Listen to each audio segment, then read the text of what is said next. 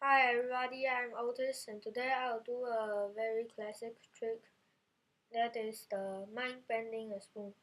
So here is a spoon and I'll start on 3, 2, 1, okay? 3, 2, 1, go!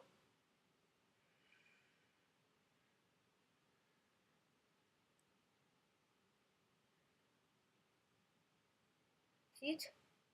Okay? It's bent, right? Do you want to check it? Oops. Okay, here. Okay, I'll teach you how to do. And there are 2 spoons, so that's why I pretend to drop it. This spoon has a rubber part in the middle so you can bend it. And when you want to bend it, just carefully release the pressure on your fingers and it will bend. So this is very easy. Okay, bye bye.